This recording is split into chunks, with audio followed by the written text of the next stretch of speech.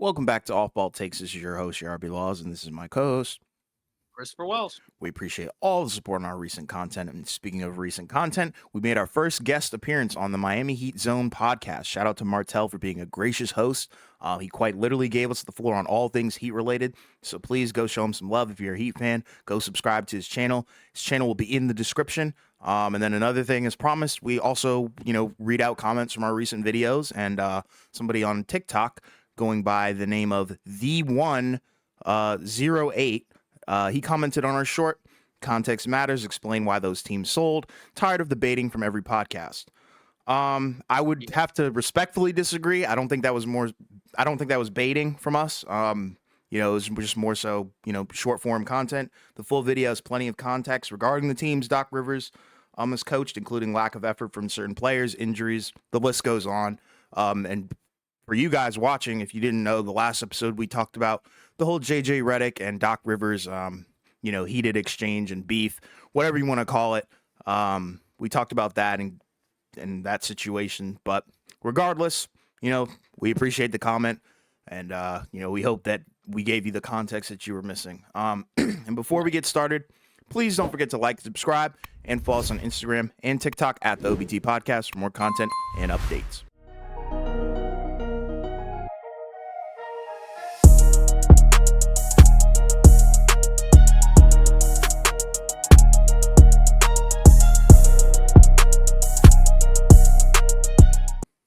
Yeah, just kind of to just kind of put a bow on that one. I guess you kind of just look at it from the perspective of yeah, he's not the worst coach, obviously, ever. He's not at Right. all. But he has had, some situations where he's had a lot of talent. And other than the Boston team, they've come up short a lot. And yeah, sometimes guys are hurt because there were some years, right, where Blake Griffin or Chris Paul was out with the Clippers. But the 2015 one is the one that everybody remembers because, I know Chris Paul did have the hamstring thing. But again, they were up, double digits in, game 6 or whichever one it was. And that was the one with Josh Smith and Corey Brewer, bringing the Rockets back. It wasn't even Harden, right? He was on the Right. bench. So just stuff like that, not adjusting, right? The Clippers in the bubble. I mean, come on. Nobody thought that the Clippers were going to blow the 3-1 lead. I No, know, they've they kind of were the retroactively. favorites. Yeah, I know the Clippers, the players, some of them that are no longer on the team, funny enough, right, have, kind of retroactively said yeah, once we heard people said they weren't going to take it seriously, we just kind of stopped, Yeah, right. but like I said, that's why some of those guys aren't on the team anymore. But regardless, um, so for today's podcast, we're gonna kind of get into as we get towards the end final part of the regular season, right? Going into the playoffs, play in and whatnot. Right now, I think we're gonna kind of kick it off. First with teams that are under some pressure. And then probably get into the face of the league discussion, that everybody's been talking about nowadays. So we'll start off with the teams under pressure. So we chose 3 teams. We don't know, beforehand, who picked what. So hopefully they don't overlap. Yeah. And if they do, then I guess we'll just have to just kind of chalk things up to Yeah, whatever. But we'll figure it out. um, yeah, so I'm gonna start with the Boston Celtics, right? So obviously they're at the top of the East. They have the best record in the NBA. They're 45-12. Best point differential in the NBA, right? For the most part, they're not just winning, they are blowing teams out left and right. Um, you know, third defensively, first offensively. The Porzingis edition, right? Holiday too, but also Porzingis mainly. Has really turned the Celtics, offense, into a juggernaut, right? Like their offense was generally solid last year, anyways, right? Hmm. But the year before, right, it was the defense that was kind of their main identity. And then last year, right, their offense kind of picked it up, but it fell apart in the playoffs just because they just couldn't find effective ways to score, right? But now you got Porzingis, and that's a different type of big compared to the ones they had before, right? Like Horford can play both ends of the floor, but he's just not the same. He doesn't have the same level of size or athleticism or mobility. And then Right. Robert Williams, right, was athletic and mobile, but he was undersized and couldn't really stretch the floor or anything. So he's the X factor, right? We talked about this on the Miami Heat Zone podcast, right? Where when you look at Porzingis, he's the guy where if he's healthy and he's playing well, then that's probably going to allow Boston to get through the East. Now, whether or not they win the championship, right, that's another story. Right. But regardless, Obviously last year didn't go the way they wanted it to, right? Because they had a great start to the regular season, then kind of, had a stretch where they kind of sputtered and then picked it up towards the end. Um, they trailed the Sixers, right, and came back and won that series. Then they were down 3-0 to the Heat. Came back, tied it up, but ended up losing. But we talked about it when they first went down 3-0 that they were probably going to have to make some significant changes, and they have. So now this is the best team that the Celtics have had in the Tatum and Brown era. And they're at a point now where like this is kind of the last part before the roster gets even more ridiculously expensive than it already is because you're going to have to pay Tatum. You're going to have to find a way to bring back and re-sign Drew Holiday, assuming you keep him. You've already signed Porzingis, and it's going to be a lot harder to put other guys around them. So the window may be a little smaller than we actually think, at least with the current core. So I think they're kind of under a lot of pressure to pull it off this year because, if you pull it off this year, right, then obviously, even if you don't win again, the goal is to win a championship. And, they're at that point now. Whereas if they don't, if they lose it this year after, being regular or wins wise the best team in the league, and then maybe something else happens next year. Maybe there's like less luck with health or whatever. Then you kind of start to wonder, all right, we may have to kind of start moving some guys around again, right? And like because now you're going to start having to build around two guys that were both going to make $300 million on their contracts over the next several years, Yeah. and that's going to be a tough thing to do. And so that's why you kind of have to go for it, this year and next year. Not saying that they can't win a title if they don't win it this year. I'm just saying like there's a lot of pressure because they've made the changes to their roster, right? Obviously Udoka's gone, Mazzulla's there, so he's leading the way. And so now it's kind of everybody's chance to kind of show, like, yeah, you know, last year was kind of fluky. Obviously we made some changes and now we got it this year. And then Tatum, if he does that, right, obviously that's going to elevate him, to the higher discussion of the NBA. Because I think most people generally recognize that he's one of the best players in the NBA, but he's not quite talked about as much as, compared to some of the other stars, Right. you know, because like we talked about it with MVP, right? Like he's got the best record in the NBA. He's played more often than not, but he's not even really considered in the top three. And I think part of that's because he doesn't put up crazy numbers, whatever. But they're still really good. So this is kind of his chance also to kind of show, like, yeah, I know I didn't play well against the Warriors in 2022, but I was also like a baby. Now I'm getting closer and True. closer, to my prime. Obviously not there yet, age wise, but like getting closer to that, and he'll be ready to take the reins. So I think there's a lot of pressure, for this group because again they went to the finals 2 seasons ago, came up short, right? But you don't really blame, you don't really get mad because you lost to a team where like they had the better player. Even though I know a lot of people picked the Celtics to win, like there's no shame in losing the way that they did, obviously, because again, like they had the, a legendary guy on the other side. But last year was pretty rough, right? Obviously, you give credit to the Heat, but they laid an egg in that series. But now you have a realistic chance, I think, of righting the wrongs. But if you don't, right, that's where things get kind of scary. So, I think they're one of them. Yeah, agreed. And they're top dog right now. And when you're top dog, you face a lot of you catch a lot of heat, and I think they're under a lot of pressure. There's a lot of expectations. They're the Celtics, so that in itself is already a lot of expectations. But like you said, the window is I think it's closing slowly, but it's not like it's going to be forever shut. Because as long as you have Tatum and Brown, I guess you're pretty much in contention. It's just a matter of who's going to be in the supporting cast, and I think this is the best one that they've had in Yeah. in recent years. So for sure, I agree with you 100%. Another team that is under pressure. This is my first pick. I'm gonna go with Milwaukee Bucks. They're a team that's facing a lot of scrutiny as of late. From whether it be from NBA media, even themselves. We've seen Doc Rivers. He's kind of been all over the place. Seems like he hasn't really found his footing quite yet. And then Giannis has been, visibly upset, verbally upset. We've seen it. Dame has kind of been one of those guys where he's been up and down. I'm not going to say washed or anything like that, just not the same Dame from last season. And I think that's him, getting accustomed to being, the second guy on a team. He's never had to do that in his career. This is the first time in his career Right. where he is the Maybe in his 100%. life. Exactly. Maybe in his life. You're right. Because I think he Yeah, I went to guess what? that was an Weber State. Yeah.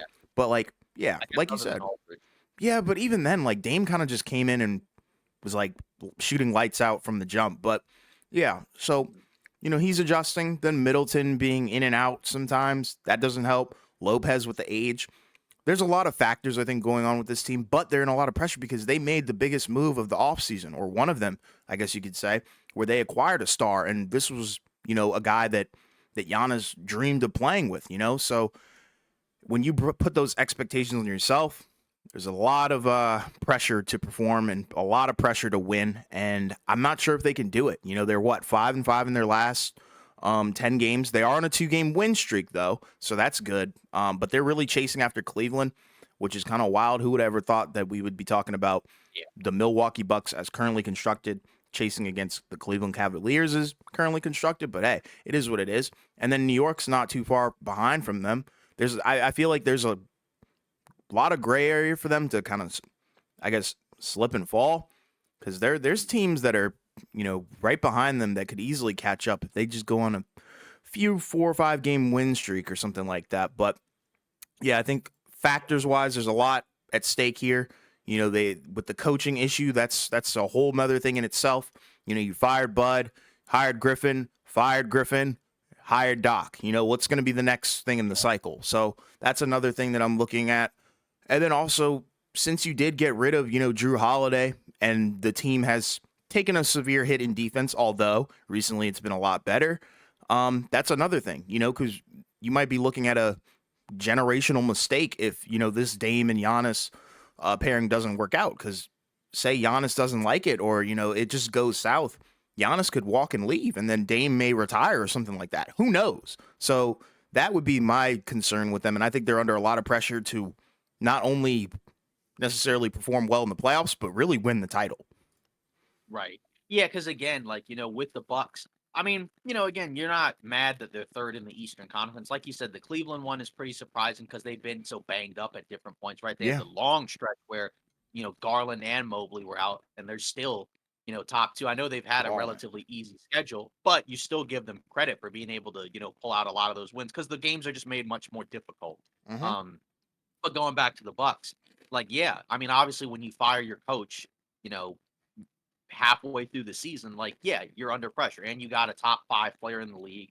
And like you said, they made the biggest move in the offseason. So there's definitely a ton of pressure for them to get it done. I mean, obviously, I still look at this as a 2, 3 year window, right? Like if you can't win it this year, like, yeah, you could probably still try to retool and do it next year. It's just obviously like you want to do it sooner rather than later, right? Because other than Giannis, right, most of the other guys in this group are a little bit They're older, old, right? yeah. And like, I with didn't even mention Middleton, that. right? He's not super old, right? But he's also had a lot of injuries and he's not even really played a whole lot as of late. Yeah, Right. Lopez obviously is getting up there in age. Lillard himself is obviously getting up there, even though he's still very good. yeah, Um, so yeah, so there is a lot of pressure, right? And again, like Lillard, he's not been on a team, that has had these type of expectations. So true. obviously there's going to be pressure there. Obviously we've seen him, still be able to thrive in high pressure situations, but again, it's not going to be easy, obviously. But nobody said it was. So I mean, I think they have been in a rough spot as of late, but I think if they can kind of find a way to get healthy, a little bit healthier, and figure out some other stuff, they'll still probably be fine. It's just obviously now they've lost so many games that like Boston is, clearly taking a stranglehold of the 1 seed. Yeah. Whereas like maybe you thought if you were Milwaukee, we could kind of challenge for it. Like now you got to try to get at least 3. Hmm. Um, and I think that's going to be kind of the interesting part, like of the latter part of the season, is some teams we've seen in the past have tried to kind of manipulate stuff in order to get the standings, in order to get a certain matchup. I'm not saying that the Bucks will, but it's going to be interesting to see what all these teams do. But obviously, if you're the Bucks, like you want a higher seed so you can get home court advantage for as long as possible. Um, but yeah, because again, from the moment that they made the Lillard trade, like you already knew. Because I mean, like, obviously there was talks about like what if he leaves, so they made that Yeah. trade specifically to try to convince him to stay. He signed the extension. Just because he signed the extension doesn't automatically mean he's going to stay Yeah, could though. always ask out. Um, right? Yeah, exactly. Because that's what guys do nowadays. Hmm. So there's a lot at stake. I mean, because obviously, it's not the end of the world if you don't win it this year. But again, because there's still another one of those teams has a very expensive roster, it becomes increasingly harder because there's no longer as easy of a way to add talent as there used to be. Mm-hmm. So Yeah, that's exactly why I picked them. yeah, and then the next team I'm gonna put on here, I think, is the Phoenix Suns. Hmm. So obviously, right, obviously, it's been a up and down season for them, mainly from a health standpoint, right? I think like record wise, like when you factor in the context of guys being in and out of the lineup, you're not too upset. But at the same time, this was kind of the concern when the roster was constructed was how likely is it that all three of these guys are going to be able to stay healthy and play together, right? We've seen, I think, a decent amount of evidence that when they all three play together, it's a really good group, right? Like generally, like the numbers when they're on the court together are really good. Defensively, it hasn't been quite as disastrous as you might have thought. I think they're 15th, defensively. And again, some of the offensive and defensive ratings are kind of hard to factor in, anyways, because we haven't seen but so many games with them whole. But it's still a very expensive roster, not a whole lot of flexibility. Um, and it's something where, again, it's another situation like Milwaukee, where if you don't get it done, what comes next? Because again, you don't have a ton of guys in this group that are, like young and they're going to keep progressing and probably getting better, right? Because outside of Booker, the other guys, right? Like Durant is an older guy. Beal is not old, right? But he's at a point in He's his career where peaked. he's probably not. Yeah, he's already peaked. And the issue for him is obviously he's not been able to stay healthy. So and again, like obviously, like they got Royce O'Neal, which is cool, right? And we like that pickup anyways. But it's still going to be a tough battle because again, like you're eighth right now, you're in the play-in, and that's not ideally where you want to be if you're trying to come out of the West and win the title, right? Because obviously the play-in brings another set of difficulties where you have to win in order to get in. Because obviously if they're eighth right now, they'd be in the play-in. They play the Kings. You probably feel fine about that if you're the Suns, and then you're the two seed, or excuse me, the seventh seed. Um, playing the Thunder. We'll see, right? Because obviously, the Thunder don't have experience, and they don't have like a lot of overwhelming, like physical size. But again, with the Suns, ideally, the play-in is not where you want to be, given how expensive the roster is. And I'm just curious to see, like, if they were to come up short, like let's say if they went out in the first round, well, what's the solution? Like, what would be the answer to fix and improve the roster, right? Because obviously you gave up a lot to put this roster together. You gave up a lot of picks and young talent to get Durant. You gave up a lot of picks to get Bradley Beal. So now you kind of have to figure out a way to put it together and win the title. Again, you have the top end talent. It's just a matter of again, which was the issue we had at the beginning of the season. Can they stay healthy for 4 rounds? If they can, it's much more likely that they'll be able to pull it off. But if not, right, then you kind of go into another set of questions where, well, what's next? Obviously, because that's the issue, right? Because it's not like if Oklahoma City goes out in the first round, well, so what? It's a young team and they can have a lot of flexibility in the offseason to do whatever they want to do. But if you're the Suns and you go out in the first round, right, that's a lot different because you put this roster together to win the title at least this season, probably next season as well. It's another situation where again, it's probably like a 2, maybe 3 year window, depending on how these guys hold up physically, right? And then with Durant, right, he's 35, so how many great years does he have left? You assume he can still probably give you great numbers for at least a couple more seasons. It's just a matter of it's just going to get harder every night for them to be able to do that kind of stuff. So I think it's a decent amount of pressure, especially because again, Phoenix has changed the roster a lot, right? Like the only person that's left from the team that made it to the finals a few seasons ago is Devin Booker, right? That's Which pretty is much it. Everyone crazy. else is gone. Even the coach, right? They're all gone. Yeah. So now it's a completely different roster. That's very different from the previous one, right? Because the previous one had, wasn't really top heavy and had like kind of a balanced out group of guys. But now you're in a spot where you have 3 stars and then you kind of have to figure out the rest, right? Like Nurkic has been solid, Grayson Allen's been solid. It's just a matter of again, can they figure it out in the playoffs? Can they stay healthy? And if not, that's where I think there's going to be some real questions for what they do in the offseason. Yeah, they have so many question marks. I'd agree. They're under so much pressure, but I feel like they're under a microscope because they're such an anomaly. And the thing that's really concerning for me is like the financial implications that this Right. roster is going to potentially have, as well as how long is this trio going to be together, and is this year their year? Who knows? It could be like it really could be, but then Yeah. we could get into the conversation of okay, this year's not their year, then next year, then it's not their year. It's like how many more years are we going to have of this trio. That's what I'm really concerned about. And even Durant, I think, even talked about it earlier, maybe today or yesterday. He was like, he doesn't know if his future is going to be, in Phoenix. Like he could go somewhere else if he wanted to. So, that raises some concerns, not like the Durant thing, but just more so, how many years do you have with this trio? And is it going to work? That would be the main question mark. Because then if it doesn't work, it's a waste of time and it's a waste of money. Even though we got to see some really good like basketball, especially from Devin Booker, who's been balling out of his mind. Being an efficient scorer and being a tough shot maker is crazy to do. But I think the ceiling for this team is we haven't even seen it yet because the health is a big issue, and then also other guys haven't really stepped up, and that might be due to the fact that they're not those kind of caliber of guys. They might just be, role players to the point where you can't really ask them to step up in big time situations and they can kind of take some pressure off of your main guys. Like that might be what we're dealing with. I don't know. But regardless, I agree with you. They're under a lot of pressure, especially considering how good the West is and like looking at the teams above them. It's going to be a tough battle. And even the teams below them, like I really feel like the teams below them could give them a run for their money. Yeah, because that's the thing, right? Yeah. Because before you go into your team, right? Like, Sure. All the teams that we talked about other than the Nuggets that we thought were going to be in that next tier are all playing teams right now. Obviously that could change, but go on. Yeah, it's crazy. For my next team, I'm going to stick in the East. Initially I was thinking about Boston, but then I was like, you already did Boston, so I'm going to pivot to New York. New York Knicks, that is. I think this is a very intriguing team. They were on a hot streak, for a minute. And then all of a sudden they kind of just got hit with a big injury wave. Of course, Jalen Brunson being out, that didn't help. But regardless, and then other guys were out even before Brunson with Mitchell Robinson. They just exactly Anunoby, Randall. It just really hurt them a lot. But they do have the two All-Stars in Jalen Brunson. And then I think they had one of the strongest deadlines, that we saw. And then they acquired OG. They got Bogdanovich, Alec Burks. But I think there's a interesting path for them to kind of carve out their own little way here where, Embiid is hurt. Milwaukee's somewhat struggling.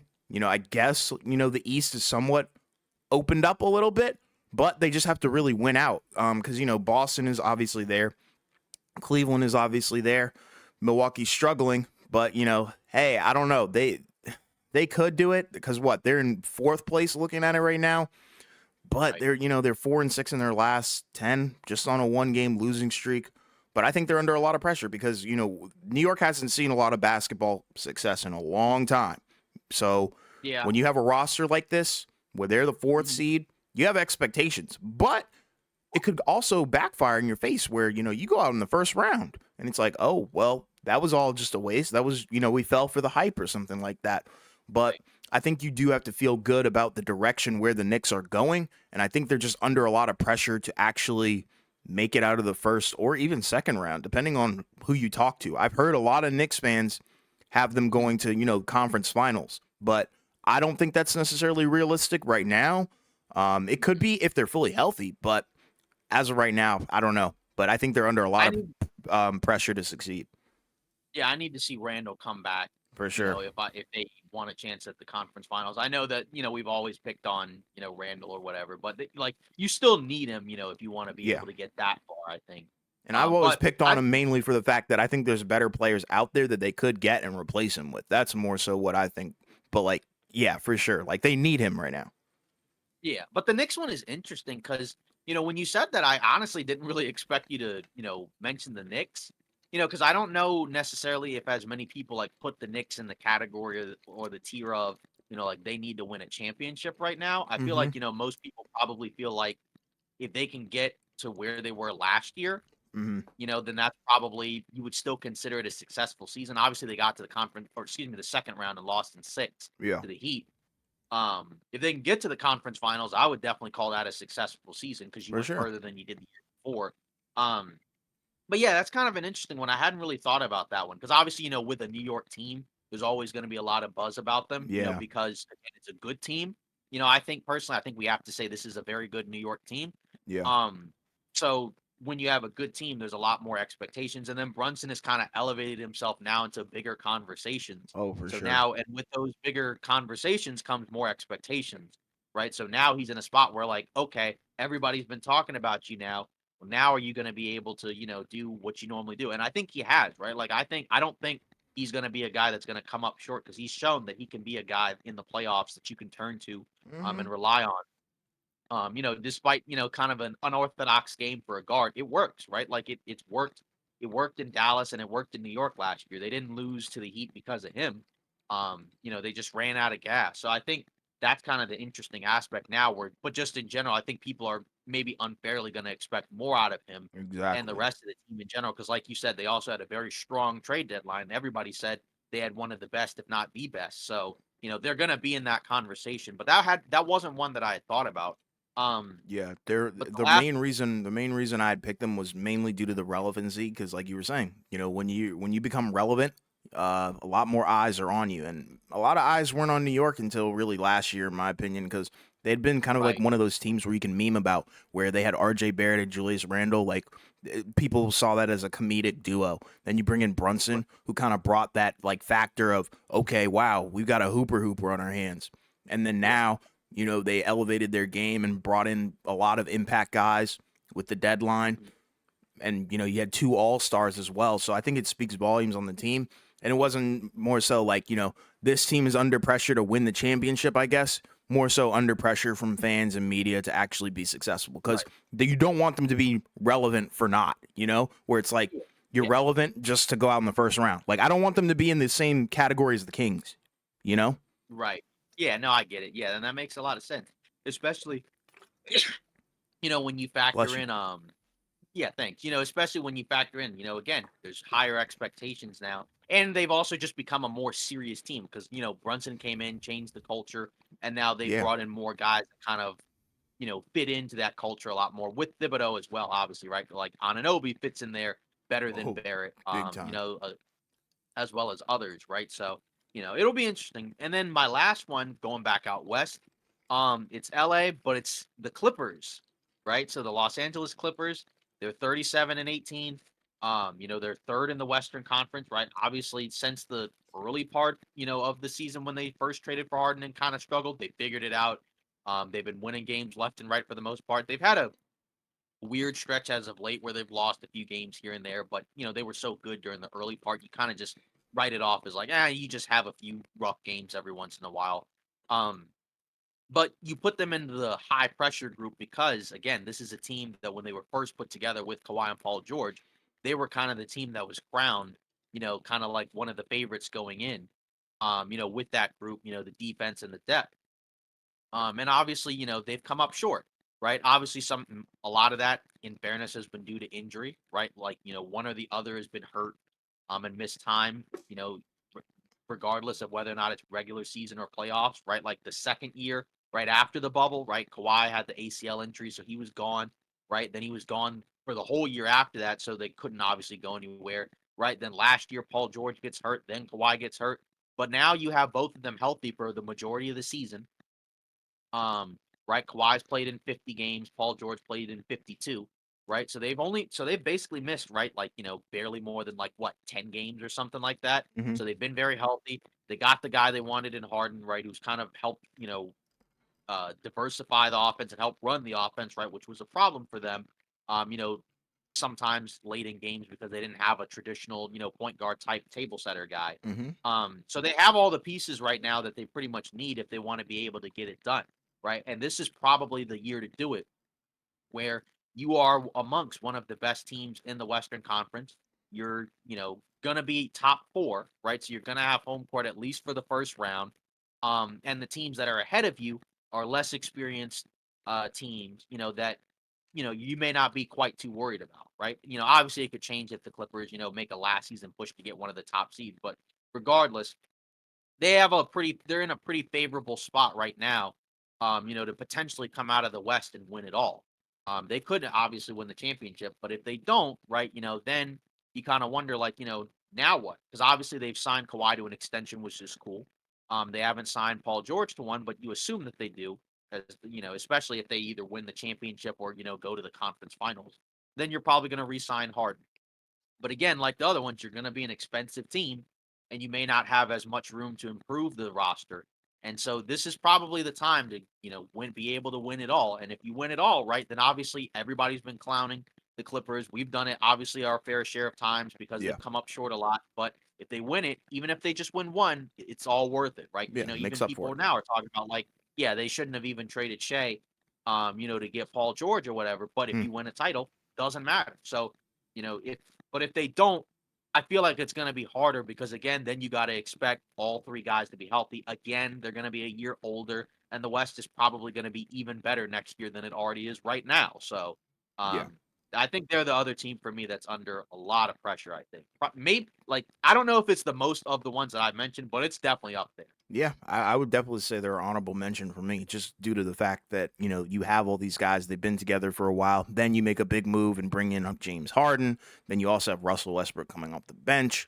Things weren't going too well when, they first tried to integrate Harden, and now they've been, one of the hotter teams in the NBA, as of late. But I know they recently lost and then won one. So, um, but coming out of the All-Star break or going into the All-Star break, they were one of the hottest teams along with Cleveland. But now it's kind of like OKC and some other teams. So, and Boston for sure, obviously. But regardless, yeah, you got to feel good about the Clippers, but you do kind of have to feel a little bit uneasy because they could pull a choke job, where or God forbid, somebody does get hurt. That's another thing that's plagued them a lot. Yeah. Whether it be Kawhi or Paul George, like one or if not both of those guys have been absent for some of their playoff runs, and they just can't seem to get lucky with that one. But for my final team, this one was a hard one to decide between because there's so many options to pick. Like you could go to the bottom of the West and look at like say Yeah. the Warriors or the Lakers, which I think are honorable mentions for sure. Even a team like Dallas, but I'm gonna go top end because I think it's only right. I'm gonna go with Right. Minnesota. This is a very, Okay. very intriguing team. I don't think a lot of people expected them to be first, and I think that's why they're in this category. So I guess I can kind of group Minnesota and OKC in the same category because they're on the top end of the West, tied pretty much for number one. But regardless, like I know like a lot of people are probably saying like why would they have a lot of um expectations and pressure? But I would say it's because a lot of teams are chasing them and they're very close. It would start with say like the Clippers, Denver, OKC. They're right there. Like they could do it if Minnesota slides. Like they could slide to number 4, which would give them a more intriguing playoff matchup. But regardless, I mean, hey, it is what it is. And Anthony Edwards, that's another factor as well. He's great, but he's only played like 11 playoff games and is 0-2 in playoff series. So, it's not looking too good for him in his young early career. And I'm not saying like, he's never going to win or anything, but right now his resume doesn't really scream like playoff ready. And then Towns, I guess Mike Conley, Gobert, I guess it gives them some playoff experience, but it's not like cohesive. It doesn't feel like they're going to do a whole lot. And I think people are kind of feeling like they're overpowered because of their defense or whatever. But I don't know. I just feel like there's something wrong here.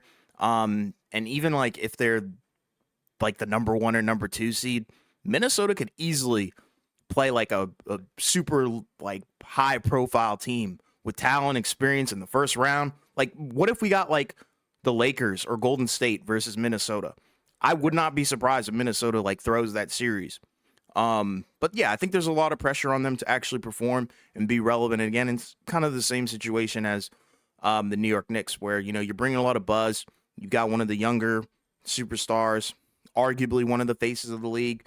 And yeah, if you don't perform, it's not gonna backfire in your face completely because you still have Anthony Edwards. But I think it might you might need to do some retooling because a lot of people still aren't sold on the Gobert trade. So that too. Right. And I think that's where that comes from in terms of the pressure, because obviously we go back and we remember, right? Everybody talks about how, oh, they gave up a ton, for Rudy Gobert, right? It was like a Yeah. lot of picks and whatnot. Mm-hmm. It doesn't look as bad now, right? Because they're the 1 seed, but we still got to see them be able to prove that this will work in the playoffs, right? Because if it doesn't and they go out in the first round, I'm not saying they will, but I'm just saying if they do, right, then you're gonna go back to having some real questions about, okay, we're gonna have to kind of figure out how to restructure this team. Yeah. Because again, You'd have you to got move the on from advantage of Towns probably. right, because again, it's the same thing as some of these other teams where it's a very expensive roster with not a whole lot of room to improve on it, right? Money Like you on just 3 big extended men. right, yeah, you just extended Conley, Gobert, Towns, Nas Reed even. Edwards, yeah, Nas Reed, right? Gobert and Towns are on max deals. They just extended or re-signed Nas Reed. Edward is going to be on a max deal starting next year. You just brought back or re-signed Mike Conley to an extension, so it's going to be a very expensive roster. Um, and that's the problem is that like when you're at that point, you're a really expensive roster. But it feels like a lot of people of like the top four teams, Minnesota is, I feel like the team that people are like maybe the second lowest on, right? Because I feel like, like I don't know how many people are as low on Oklahoma City. Maybe people are higher on Oklahoma City than Minnesota, but Oh, they for I sure think we're, are. People are higher on OKC. yeah, because I think the issue with Minnesota is people are concerned about the offense, and Mhm. because it's just like they're a great defensive team, but then the problem is that like, well, you may end up facing a matchup in the playoffs, could be the first round or it could be later, where that defense is just not going to be quite as effective. And Exactly. then when that happens, are you going to be able to find effective ways to score? Maybe, but if not, then it could be really tough, right? Because again, like you mentioned, one of the lower seeds, right? Like they could face, you know, any of those bottom four teams in the right. Like you could face the Kings, the Suns, the Lakers, the Warriors, maybe even Dallas if they lose a few games in the first round. And any of those matchups may be kind of tough, right? I feel like some of those matchups would be easier than others where they're probably just more likely to win. Sure. But it would still be like, it wouldn't be ideal to be like, oh, we got the one seed, we got home court. Oh, crap, we're going to have to face a team, like one of those other ones that has a little bit more playoff experience than us. Say like a Golden State or LA, right? Like, because there's a world where, like, what if they play Golden State in the first round and Gobert's not quite able to punish Golden State for going small, and then Steph is kind of, eating them alive in the pick and roll. Like, I mean, I'm Yeah. not saying it will, it could happen. So, and if you go out in the first round, you know, then that's a problem, right? Because again, As like the 1 they've, seed. yeah, exactly. And like already, right? They've gone past the first round, what, with this group once. So, that's the other thing is that, like, you already made a huge trade. So you need to do better. You got to at least get to the second round. And I'd say, honestly, the conference finals to probably feel good about the trade. Because I 100%. personally don't feel like just one playoff series win is going to, like, make you feel good enough about that trade. I think you got to get to the conference finals. And could they do it? Yeah, sure. It's just a matter of how much do people actually believe they will? I will say, because, the top four seeds have had, a much more sustained level of success over the course of the season, you just feel probably better about those teams in terms of their identity and just as like a group and a unit than some of the lower seeds where they've been a lot more inconsistent. But you just never know. Because again, like last year, we had a ton of upsets last season um, by a number of the lower seeds. And, there's a world where that could happen again this year. And, if you're Denver or the Clippers, right, you might feel a different way. Cause like say with the Clippers and the Nuggets, right, like they're the 3 and 4 seed.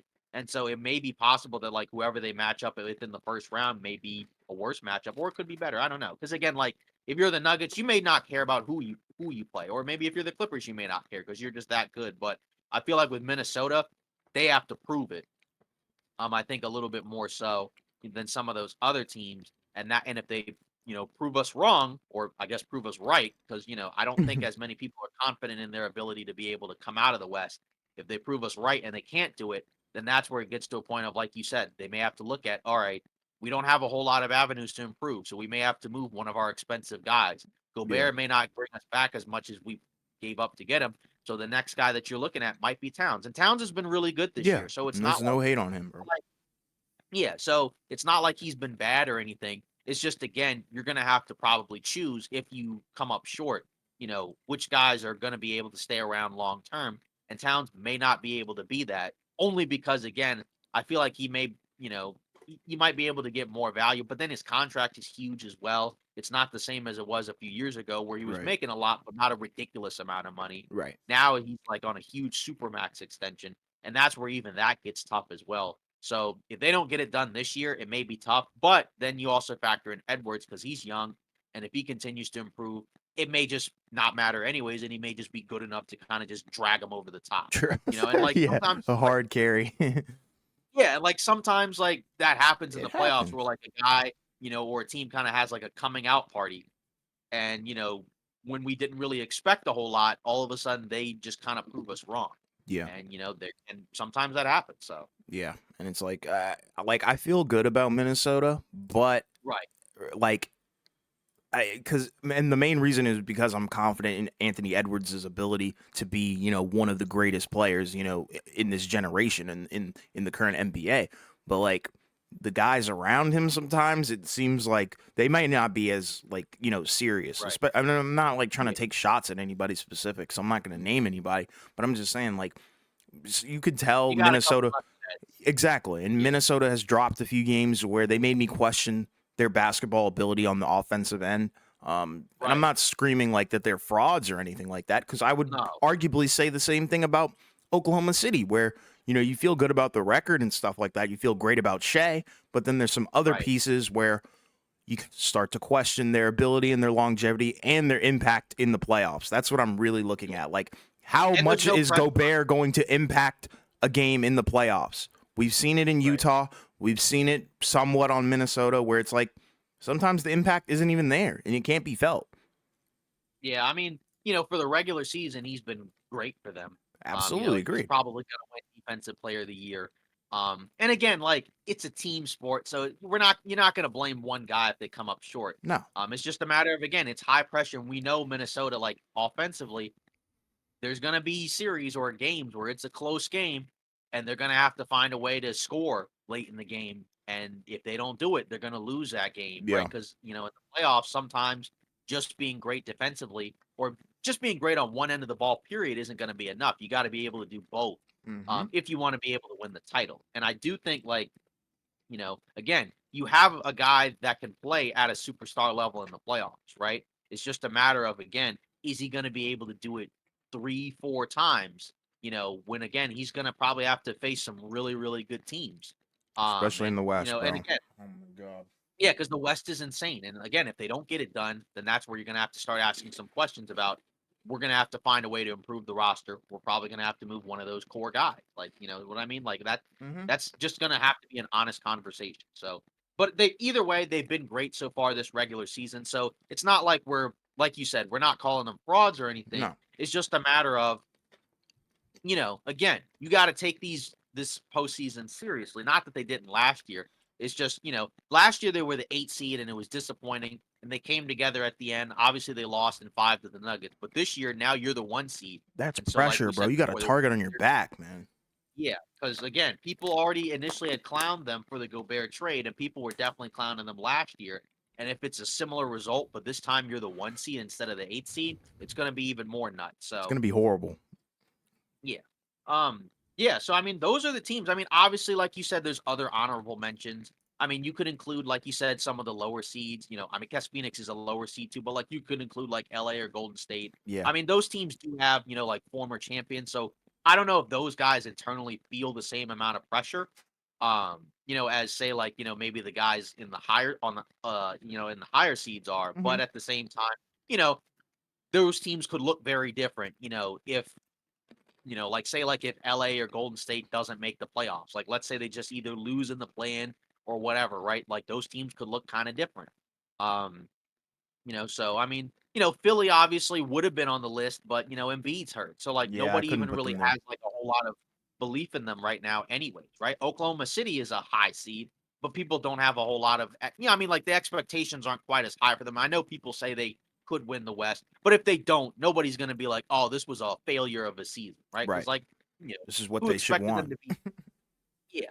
So, I mean, there's other teams to choose from, but those are the ones that I feel like are probably under the most pressure. Because again, for like it was kind of tough for me to choose between the Clippers and the Mavs, but I just feel like the Clippers it's a little bit higher just Oh because yeah, the group is Clippers. a little Clippers. yeah, because the group is older and has been together longer, than the Mavs group. The So Mavs do have some pressure, and it mainly revolves around they Luca because I feel like you're just kind of wasting his years if you continue to be such a mediocre team at best. And then like even a team right. like Miami, I feel like that's another one where they're under a little bit of pressure. Can they repeat some of their magic, that they Mhm. had last year?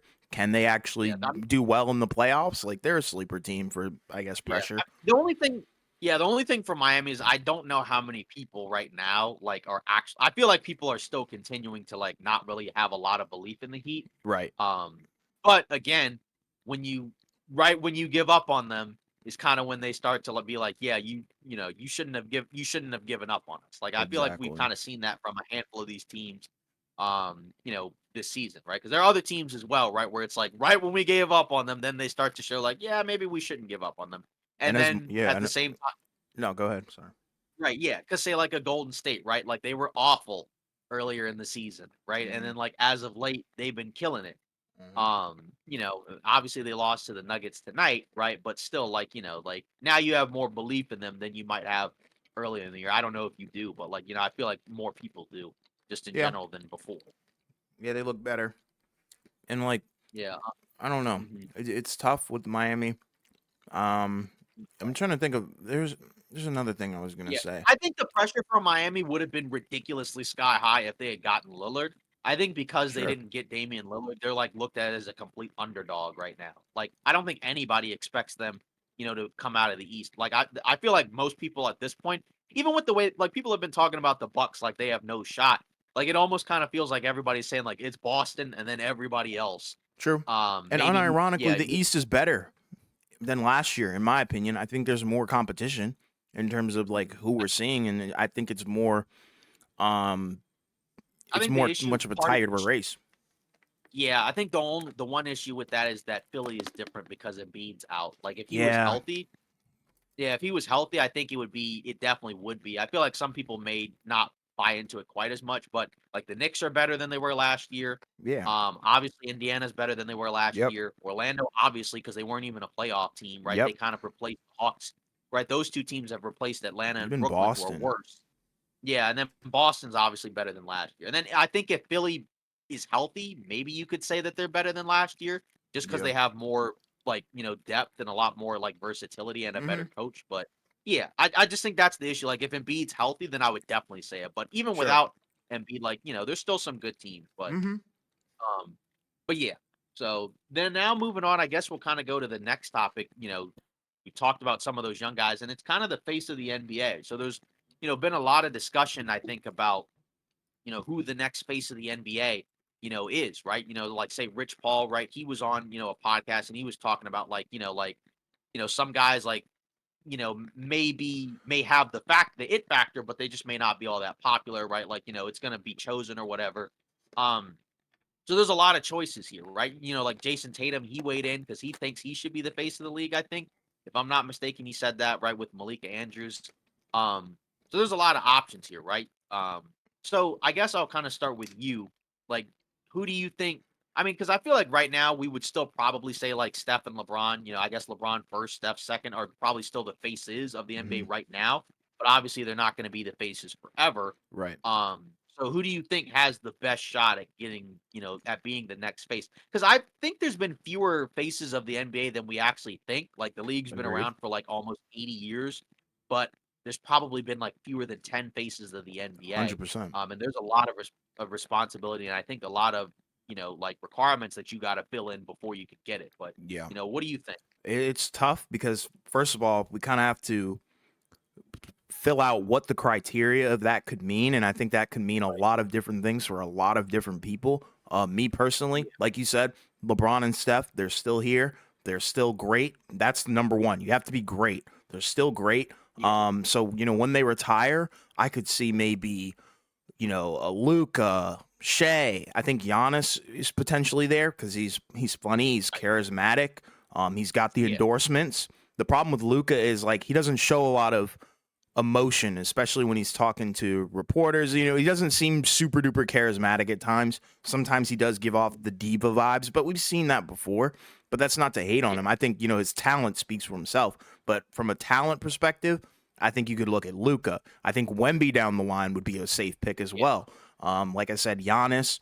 I even think Shea, like he has like a niche area where, you know, a lot of people, he's taken, I guess, TikTok by storm, where, you know, a lot of people who are into fashion, a lot of people who are into style and stuff, they really like Shea. You got Anthony Edwards, who's like super duper duper cocky, but then it pays off because he really is that guy. So like I Right. feel like there are a bunch, there's a crop of guys. It's just a matter of down the line and later on in their careers, who's going to separate themselves with the accolades, the championships, because they're all so young. Even Tatum is so Right. young. Like Yep. nobody's really created that separation where it's like they're all in the same tier of got next, but who's actually Right. going to be next? You know what I mean? Right. Yeah, because the thing is that, like, again, like you said, the criteria has to be set because, like you said, you got to be great, you got to win, and I do think personality does matter in this one. Like, say, like a 100%. Jokic, right? He's great, he's already won, but I don't think he has the personality to Nope. be the face of the league, you know. And He he only cares has about kind of said he horses. does. Yeah, exactly. Like he's already said, like he doesn't want, right? Like, I mean, some of it is kind of like a crafted image, but like I also do buy that he doesn't probably care quite as much about some of the star stuff as maybe some other stars do. Right. I don't buy that he Agreed. doesn't care about basketball at all, but I do think that he doesn't quite care as much about like the other stuff outside of it. Um, Agreed. Even like a guy like a Durant, right? Like when he had that kind of stretch, when he was like with the Warriors and they were winning a couple of titles, right? I don't necessarily know if he quite had like the personality sort Oh of, no no no you know, no to, no no. yeah, because He like was too obviously he had busy the on talent, Twitter and stuff, you know, and that's not a knock right? on him. Yeah, It's and just a like fact. yeah, and like you said, with Giannis, right? You would think he would probably be the next up because let's say like 5 years from now, let's say both Steph and LeBron are retired, or maybe Steph is 40 or whatever. Hmm. Like Giannis will still be like you would assume at a point in his career where he's still one of the top players in the NBA. For sure. And like you said, he's got the personality for it, and he's already won. So, I mean, that's kind of the factor because those other guys haven't won yet. They haven't won a championship. And I think you got to at least do that in order to become the face of the league. I don't Yes. think you can be the face of the league without at least one title. Um, and LeBron Titles, and Steph, they have, MVPs, you need it all, man. yeah, and LeBron and Steph have multiple titles, so that's the other separating factor as well, right? Because some of those other guys have one, which is still a great accomplishment, but it's Sure. not four, or whatever. So I Right. think that's where it comes down.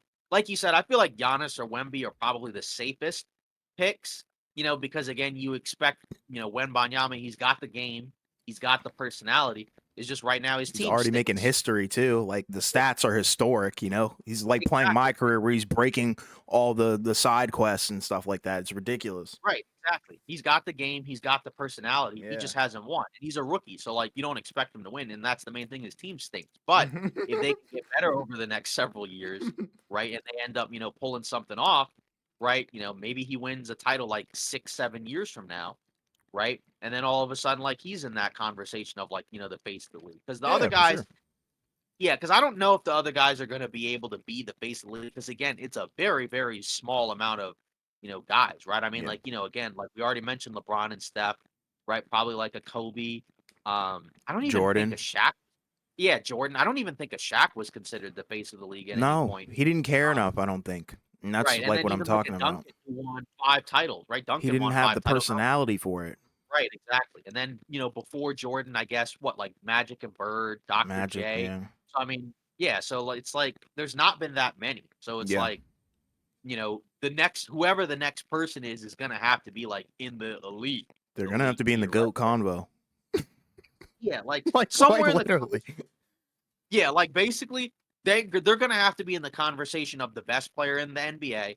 I know people don't necessarily consider Steph or LeBron to be the best player in the NBA anymore, right? At But a time obviously they they have were. the historical, yeah, but they have the historical stuff, and they also have the personalities and the cachet to back it Yes. up because they're two of the biggest names in the NBA. Because that's the other thing. You also clearly have to be pretty well known. I Oh don't yeah. necessarily know at right now how many people know as much about like a SGA or some or an Edwards or somebody like that. Like they're starting to be well known, but they're not quite there yet. That's why And Giannis that's is such a good pick. right because he's already there, right? He had the big movie, that everybody's been talking about that just came out the other day, Oh yeah, I right? So forgot I mean, about that. yeah, exactly. So I mean, I feel like it's probably Giannis. Maybe Wemby is the next guy after him because again, like I feel like as long as Steph and LeBron are playing, they'll probably still be considered the face of the NBA. Even though, like again, I don't think anybody considers either of those guys like the best player in the NBA anymore. You know what I mean? So like, But But that Rich Paul had a good quote. He said it's not up right. to us. Exactly, It's up yeah, to that was them, kind of bro. what I was yeah, exactly. It's kinda up like, we're also gonna play a part, in the face of the league, right? Because obviously we're gonna, we're gonna buy their jerseys, we're gonna watch them play on TV. So that's the other factor as well. So I think it's gonna be really cool because again, we're at a time now where there's so much talent and a lot of young talent, and that young talent is only gonna get better. And if it continues to get better, right, then we'll have a lot of guys to choose from, but only one's gonna be able to win out, maybe two, because obviously, right now we most people say LeBron and Steph share the face of the league title. Yeah, Um, I think it's split pretty but evenly. right. So, but it's going to be interesting. So that's where I think, that conversation is always really fun because I feel like there's a lot of different answers, but there's ultimately probably only going to be one. I Yeah. don't even know if it's going to be a shared one because I think like the LeBron and Steph duo, that's like a very rare type of thing. Like Magic and Bird is probably the only other one, whereas outside of that, it's always been one guy. Yeah, and think about it. Like Braun has eclipsed a lot of people, and that's not like an attack on him or an attack on the other guys. Like there's some great players that have played in this era. We're looking at Kevin Durant, even like a prime Carmelo Anthony, kind of got eclipsed by LeBron, where it's like LeBron kind of overshadows those guys, and so does Curry as well. So it could come down to it, like where even some guys that we haven't even mentioned, like. Isn't it intriguing that Right. like Harden, he was on pace to have a pretty, wild Right. historic career, and then now that's kind of been Yeah. eclipsed. Westbrook, even like there's a lot of guys, that kind of get overshadowed, and I think there's a lot of potential for that to happen. Yeah. Um, Anthony Bennett. yeah, okay, yeah, I thought you were gonna be serious and be like Anthony Davis. Then I heard Bennett, so nice. Yeah, that Um, was actually another good one, honestly, yeah, because there was a point when, like, a lot of people were talking when about he was could in he New be Orleans, oh my god. the best player in the league? Yeah. Oh my, yeah, and then he like oddly enough, like he went to LA and the lights got brighter, and then they won the championship, but then the injuries and stuff happened, so that doesn't really Now help. nobody talks about him Now, anymore, even nope, though he's he's still really severely good. underrated. But even a guy like Yeah. Trey Young, he's Mhm. he's kind of like in that underrated tier. There's a lot of players. I don't think Embiid would even be considered the face of the league. Healthy Right. or not. Like I don't think he would be in that conversation. Then obviously we don't even Now have to talk about the bottom feeders. But like, yeah. no, even like a guy like Halliburton, I don't know. Halliburton has Right. the like charismatic stuff. He's got the Yeah. stats. I don't think Yeah. his He's stats got are as impressive as some of the other guys in terms of scoring and like the casual right. stats where it's going to win you an MVP or something like that. They just don't have the record, quite frankly. They just got a lot of room for improvement. Right. And that's where the winning has to come in, and Exactly. again, I don't expect those guys to win a championship right now, because obviously, like we said, they're all young and improving, and their rosters are young and improving. So once they get there, then that's when they'll actually be in that conversation. But I don't think those guys are going to be in the conversation right now. They have to win, and Even obviously, Book, winning is Devin Booker. yeah, exactly, and like winning isn't obviously always everything. But I think it Yeah. should matter when it comes to the face of the league. I think Agreed. at the very least that's when it should make a difference, right? If you have two guys that have very similar kind of numbers or games or whatever, all right, which one is the guy that's been winning? Now, obviously, some of that comes down to team stuff, and that's kind Right. of tough because like face of the league is individual, right? Whereas like obviously winning is a team thing, so that's where it gets kind of tough. But that's kind of how it goes. So Yeah. you It's have to crazy. earn it.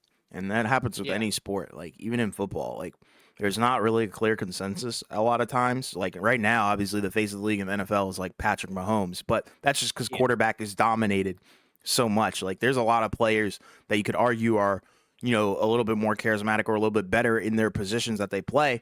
But since it's not quarterback, it's a little bit different. That's why the beauty in the NBA is like, especially now that we're rotating into somewhat of a positionless like era where a lot of guys are multi-positional players or they don't really play a position, they just play an area of the court like that's the beauty in it where there's more competition for it, and I'm open for it and I love it.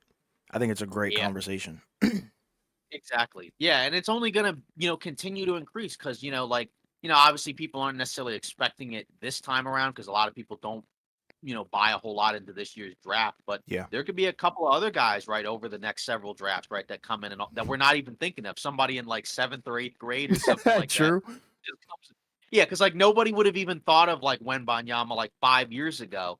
And now he's all of a sudden here. And like you said, he's literally breaking records like every night. Yeah, it's As a crazy, bro. 19, 20-year old. So, um, So now, I guess we'll get into some of the news and rumors. Obviously, first big one obviously is, not is like a brawl, right? So a brawl between the Heat and the Pelican. I turned on this game in the third quarter. Um and the fight happened, like around the beginning of the fourth.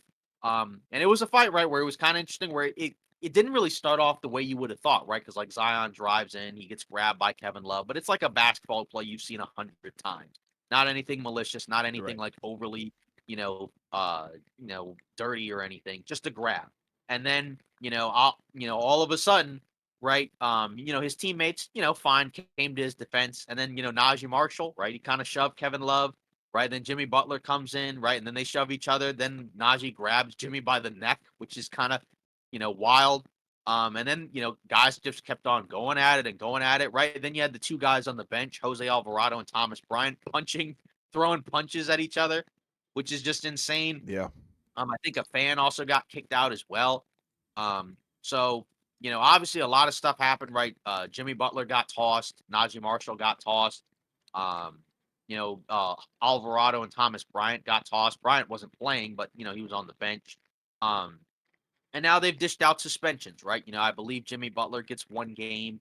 Jovic, right? I believe he got a game as well. He wasn't directly involved, but he came onto the court. And if you come Yeah. onto the court, you get tossed. That's an automatic suspension. Yep. I believe Alvarado and Thomas Bryant got 4 games, right? Najee Marshall, right, got 1. So, and obviously it was kind of interesting, right? Because, the Pelicans, it was kind of a rough position to put themselves in. Obviously, with the Heat, you lost your best player when you were already shorthanded, so that was rough. But the Pelicans, right, they were already without Ingram. CJ McCollum got hurt in the first half, so he didn't play the second half. So both teams put themselves in a tough position where they ended up, losing the game or where they could have lost the game, unnecessarily. The Heat pulled it out, right? Tough win on the road. And the Pelicans lost, right? And obviously they just lost earlier, as we were reporting, right, to the Chicago Bulls, right? So like that's obviously, that's 2 back-to-back pretty tough losses.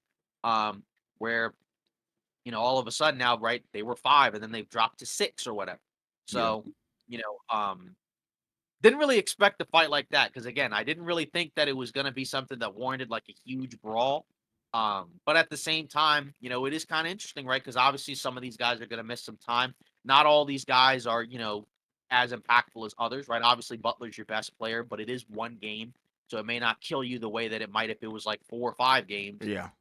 Even though he's missed time this year, anyways, for other reasons, right? But still, right? It's a tough spot to put yourself in. But at the same time, you do, it's kind of interesting that, it's cool that New Orleans, they all came to Zion's defense, even though like the response was definitely over the top. Um, but still, Agreed. I guess that's kind of a cool thing, if you're New Orleans, not the neck grabbing thing. Yeah. That's Yeah. bad. Yeah. But regardless, just in general, the fact that everybody kind of came to his defense Yeah. when like, there were other times where I don't feel like I've seen that before. Sure. Um, And and considering obviously, what Zion has had going on, this season, where a lot of people right. have put into So question much his leadership, and to see his team rally around him is definitely a positive for sure. Yeah, right, especially because, like you said, there's been a lot of, talk about Zion Williamson, especially the earlier part of the season, Yeah. right, where everybody was talking, even us were talking about how he looked out of shape. Yeah. I don't think we were out on New Orleans, right, the way that some No. others were, but we still said, like, yeah, they gotta be better, and they have been a lot better as of late. Obviously, losing these last 2 games doesn't help Mm-hmm. because everybody's chasing them, but, I guess that's a positive thing to see, and then obviously with Miami, um obviously, guys stood up for Butler as well. We know Oh they're a yeah. pretty close-knit team, Yeah. obviously, so that's not That was really to be much of a expected. surprise. Yeah, so yeah, the New Orleans one, I did not expect that. I did not expect the response from New Orleans the way that it Yeah. turned out, but, It was like a I domino guess effect. One to one to right, so one to the next.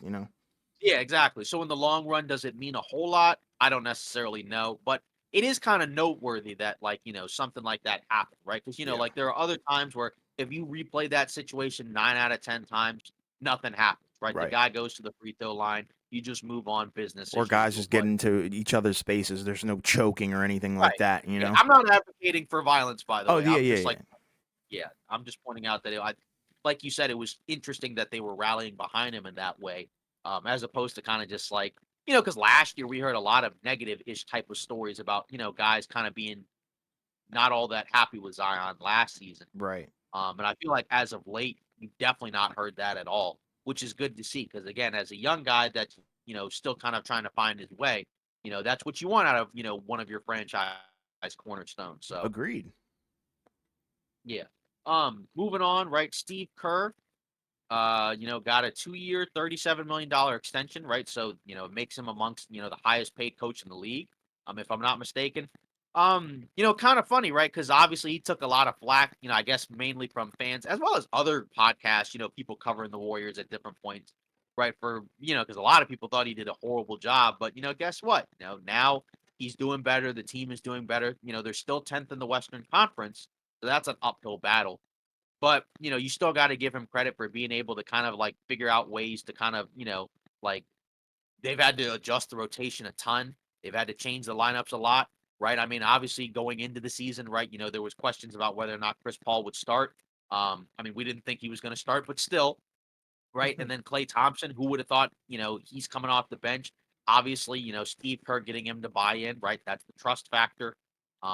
So he's done much better as of late. I mean, again, for me personally, like I never thought he was like the problem. I mainly just felt like a lot of guys just were not playing very well. Mm-hmm. Now those guys are playing well. And the optimization is a factor. I don't think he did a great job optimizing it, but it was also hard because there were again, who could you turn to, right? Because like Andrew Wiggins was awful during the early part of the season, like truly one of the worst starters in the NBA, right? He had to come off the bench for a while because he was so bad, right?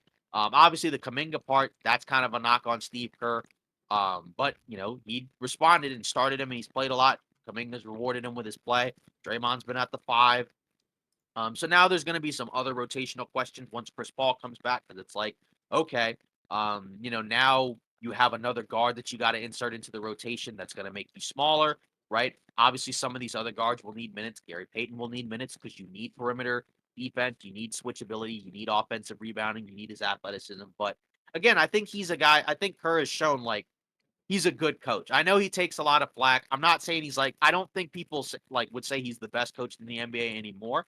I think most people would say Eric Spoelstra, but he's definitely one of the 5 best coaches. I think like kind of the thought process that he just can't coach and that he just doesn't know what he's doing, I think was a little over the top. I'm not saying he did a great job, but again, does he get credit for how they've been playing now as of late? I mean, like again, people will still nitpick about some of his decisions, which is fine, but again, if you had a different coach, you may not have gotten a situation where like a Clay might be willing to buy in, right? Like because again, Steve Kerr has earned the respect of all these guys in the locker room, right? Like you don't hear people calling him out within the locker room the way that we have heard other coaches get called out, right? Yeah. Like I mean, obviously Kaminga had the thing, but like other than that, nobody else has really said anything really negative about it. So I mean, he's earned the extension. And just as like a footnote, before you give your thoughts, right? Yeah. Obviously, this coincides with the last 2 years of Steph's contract, so it'll be kind of interesting to see, what happens. Now you don't have any questions about Kirk. It's just a matter of now you got to bring back Clay and then see, what you can do with these last couple of seasons together. Yeah, for sure. And it's like, it's tough. I think Kerr is a great coach. And my question to those who are, hating on Kerr would be, who else is out there? Who would you want to replace Kerr with that would result in immediate Right. success? And the success that Kerr has given the Warriors franchise. And the thing is, like, these guys have been through a lot together. Like, specifically Kerr, Steph, Draymond, Clay. They've seen it all. They've seen the wins. They've seen They've seen the wins. They've seen the losses. They've seen it all. So, like, my question would be, like, who else is really out there that can resonate with these guys? And I'd say, to Jonathan Kuminga, and regarding that situation, like, hats off to both those guys because they addressed it as men and they moved Right. on from it as men. Kerr was like, okay, I was lacking. I didn't give you an opportunity. Here's your opportunity. He got the haircut and he balled out. Now it's like you're seeing that Kuminga has that potential. And then obviously drafting the guys, Pajemski, he looks solid. Even bringing in the guy Lester Quinones. I think he was like a hero for the Summer League or whatever. So seeing him finally get some rotational minutes is good. And then Klay Thompson moving that. Although I think his minutes will drop once Chris Paul comes back. Agreed. But, But still, it's a good Chris Paul's out getting minutes out of him is good. Exactly. And then, just being able to cultivate this, because I feel like if this was any other coach and you're moving stars to the bench like he has in Wiggins and Clay, they're asking for a trade or they're not showing up to camp or something. You know, they're just not going to show up. Not camp, but like practice. They're just not going to show up. They're going to request a trade. Things are going to sour. People are going to lose faith. But since he's a winning coach, since he's one of the greatest coaches, I think, not of like all time, but like in the NBA right now, I think, you know, you got to put some respect on his name. And I'm kind of tired of seeing people trample all over top of him like he's a nobody or he's an imbecile, because he's far from it. He's a great basketball mind. He knows how to optimize Steph Curry. He knows how to optimize other guys like Clay. He made Draymond Green fit very well. You know, and although these guys figured it out themselves, but, you know, the system is everything. And I know that system was built upon the backs of some other coaches, but, you know, he perfected that. And that's all that needs to be said. Right. Yeah. And he Exactly. And deserves that, this yeah, extension. right. Because that's my point. Because I don't think too many people are all of a sudden going to give him credit now. No, they're Obviously, not like going you to. give credit to the performances of the other guys, but like also like he had to switch a lot of stuff around. And no Jordan Um, Poole, too. You got to work with what you got. Right. So, because again, like some coaches, I don't think could figure that out. Right. Like, I think that they're like, obviously, maybe they might, but it may be too late. Right. Because, like, there are some coaches where it's like they may take too long to adjust. Right. Like we mentioned with Doc Rivers, where it seems like he kind of struggles with adjustments. And again, like you said, these guys aren't dumb. They do have brains, right? Like otherwise they wouldn't at least be where they are right now. Hmm. Obviously not everybody's perfect. Guys have, coaches have blind spots. Coaches, just like regular people, can be stubborn. But again, Steve Kerr, it's not like he just forgot, how to coach, right? Like it's just again, it was a combination of guys not playing that well, Draymond acting insane, and then other stuff. And now they're playing better. Now, again, is it still probably too late for them to be able to come out of the West and win the title? Probably, but at the same time, if you're going to go out this season, you're going to go out on probably a better note than what it looked like. Because at one point it looked like, oh my goodness, they No may not even playoffs. make, the play in, let alone playoffs, not even the play in, right? They were like 12 or whatever, right? Like Utah and Yeah. Houston were ahead of them. Now, you're gonna at least be in the play in because I don't think Utah or Houston's catching up. And if you get out of there, you may have a chance to upset somebody because now you have a better roster and, like you said, a better optimized roster than like a couple months ago. So Yeah, for sure. he's earned the extension. It's just I'm just Absolutely. kind of curious to see like where how the story ends because again Sure. it runs out once Steph's contract runs out. That doesn't mean Steph's gone from the Warriors in 2 years, but it is just something to think about. Yeah. Yeah, and then I guess last but not least, well no actually we got two more. So Okay. Patrick Williams wants to stay a Bull according to Hmm. NBCS Chicago. He hopes to re-sign with Chicago in the offseason. Obviously, you got some bad news, right? That his season is over. He Hmm. had a foot issue, Yeah. that has kept him out for a while. And, obviously 10 points a game, 4 rebounds, 44 from the field, 39.9, basically 40% from three.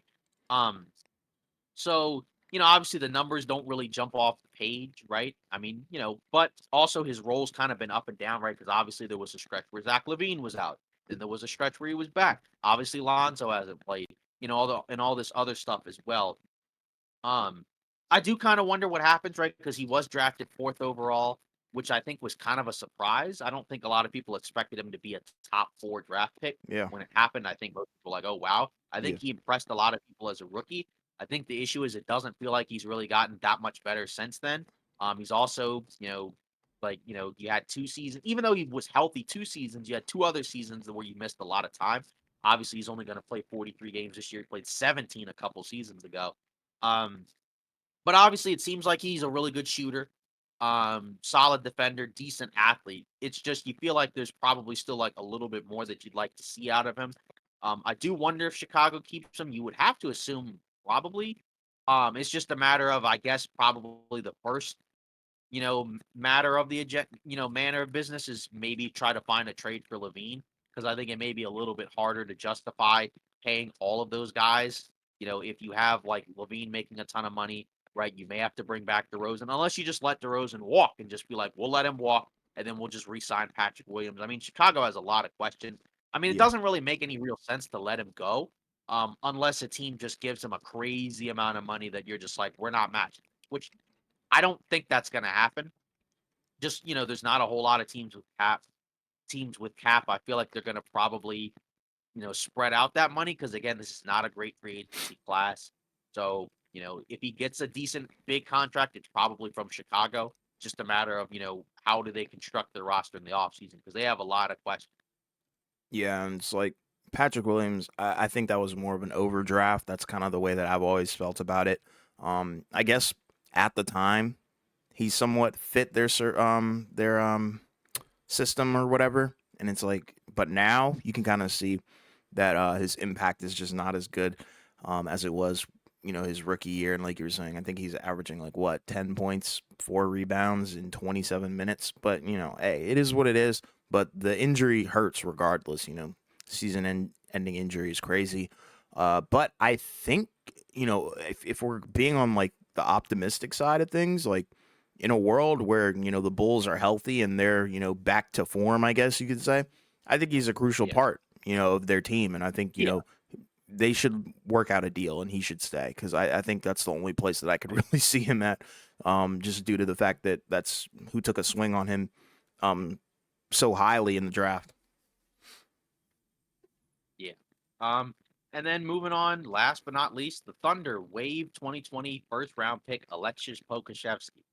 Um, so yeah, he was drafted what 17th overall, I Hmm. think by Minnesota, and then I think he was traded in I can't remember which trade it was. It may have been like that weird one where like the Knicks like moved a bunch of bigs and then like Jalen Duren went from wherever he Yes, went all the yeah, way. it was. Yeah, I think that's what it was from, if I'm not mistaken. But regardless, yeah, you know, obviously OKC has had a lot of really solid, draft picks. Hmm.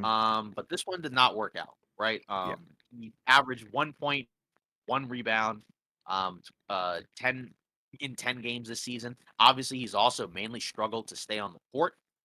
Yep. He played 45 games his rookie season, 61 the following year, 34 last year, 10 this year. His minutes, his role have all declined. Um, I think people thought like, okay, he's a lanky, like relatively mobile, big, right? He's 7 feet, very thin, very Yeah. skinny. Yeah. And I think a lot of people thought he could probably fit into the identity of okay, you have like a lot of talented decision makers, that can do other things like other than what the position primarily requires of them, right? Like you could make the case to like maybe they saw him as like a Chet type guy before Chet Holmgren, but Hmm. maybe with like a little bit more passing flair, I think. But he just didn't pan out, and sometimes that happens. Obviously, with Oklahoma City, it's a good thing you got 30,000 other first round picks because if that was one of your only picks, that would not be great. And you have the ability to kind of screw up a couple of draft picks when you hit on all the other ones, and you get as many attempts to hit on them as you do. So obviously, it kind of sucks that you couldn't really get anything out of him. Because obviously, if you had picked somebody else, right, maybe you'd be in a somewhat better spot. I mean, you look at the guys who was after him. I mean, Josh Green, okay, Sadiq Bey, fine, Precious Achua, Tyrese Maxey, right? I mean, that's an interesting one. Yeah. But I don't think they would have. I don't think they would have drafted him. Mm-mm. But still, like that would obviously be like pretty cool. But after that, Zeke Naji, Leandro Bomaro, who's not in the league, RJ Hampton, who I don't think is, I think he's on a two-way if I'm not mistaken. He might be, he's on a two-way with the Heat. He's not on like a regular roster spot. Yeah, he's Um, not. Quickly, obviously, who's good. Peyton Pritchard's fine.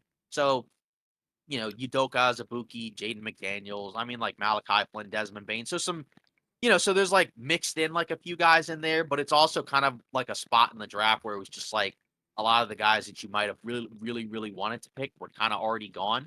But then Hmm. we talked about this draft anyways, where like it was kind of a mixed results draft, like where it's like, yeah, there's some really good players in this draft, like Edwards, Halliburton, Desmond Bain, obviously, even like a Lamelo Ball is a good player, and others. But then there's also like other guys mixed in there, like Wiseman, who's not that great, Killian Right. Hayes, who's now not on an NBA team, um, Tyra Lewis Jr. Right, so like there's kind of like a mixture of guys. So I mean, obviously I'm not here to say like who they should have picked because again, like I guess Josh Green, Sadiq Bey, like that would be cool because that would add to your wing forward depth. But I just don't know what the conversations were at the time. But obviously, it was a pick that did not work. But again, it hasn't hurt them clearly because they're still one of the top teams in the Western Conference. So I mean, sometimes you mess up on picks, and that was definitely one of them. Yeah, and that was kind of interesting. I was thinking about like pitching to you like a topic for one of the episodes later down the line in the off season, like maybe players it's time to give up on. And this was one of the guys. Oddly enough, it was him, Hayes, Killian Hayes, and Johnny Davis. Like those were my top three candidates right now. So and that's not me like being happy that he lost his job or anything. It's Right. unfortunate that he got waived, but the stats were not were not very good, man. No. Nonetheless, He just I think he'll find another job due to the fact that his frame is very unique. He is 7 feet, around what 210, mhm. something like that. So Yeah. I think there's a possibility where we could see him on another NBA roster. It's just a matter of where and when. But he's not like a horrible player. I've seen the highlights. Right. I'm really not trying to like bash him too much, Yeah. but it No, is kind no, of no, no, wild no, to no, no. see him kind of get released before the playoffs in the second half of the season. Yeah. Right. Yeah. And that's the thing, with Chet out there, it kind of eliminates the need for another one of those type of guys Sure. because, like, you really just need like a more like big physical presence Yep. to kind of throw out there. I guess that's kind of why they got Biombo, even though he's undersized, but it is like a physical, presence. And it's like, yeah, you'd rather have Bismack Biombo on this team right now than Pokashevsky because, like, Yeah. Agreed. he doesn't really have much of a future with this team at this point. And so I mean, it like yeah, things happen, right? That's why drafting is hard because it was a weird pick at the time. A lot of people thought it was strange. I think there were some people, who thought he'd be a pretty impactful player. Because I think there's a lot of people again who look at the prospect of a tall, lanky guy, who's 7 feet, but isn't just like, oh, I'm running up and down the floor, dunking and blocking shots. I can actually do some other stuff. Right. I think that's kind of always an intriguing type of It's player. that Just unicorn like say like archetype. right, just like a guy like a Patrick Williams, I think is kind of an interesting archetype for a lot of people, right? Like a 6'7", relatively athletic, strong forward, right? But sometimes they don't always pan out. They don't So, translate um, sometimes, and that's the crazy thing. yeah, and I'm not yeah, and I'm not saying Patrick Williams isn't good. I'm just saying like, some of these guys, sometimes have some type of physical attributes, or some type of skill set that a lot of people feel like will translate really well. Or they just or again, like I said, a lot of people see a 6'7" forward and just kind of assume, okay, he should easily be a really good 3-and-D wing. And like sometimes that doesn't happen. Right. Like Agreed. sometimes you just have to be good. And like, Agreed. sometimes it just doesn't work out. And that's I think Um, what happened with Killian Hayes, where you look at him, overseas point guard. Okay, cool. He can hit the mid range, hit the three. Then all of a sudden he gets to the league, too much pressure. Boom. You can't really do much about it. So I agree wholeheartedly. But I think he will find another job. yeah.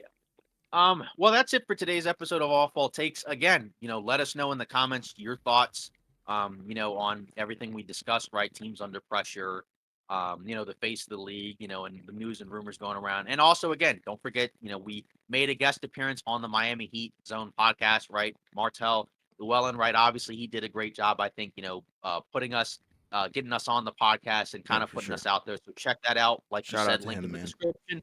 Shout him out. Also, again, as we've mentioned before, join the Discord, right, to continue to, see and get notifications and updates about content. And we're going to put other stuff like discussions and open the floor, in the future. We got big plans for the Discord. Yes, sir. So we appreciate all that. Again, don't forget to like, comment, and subscribe. And we will see you Friday.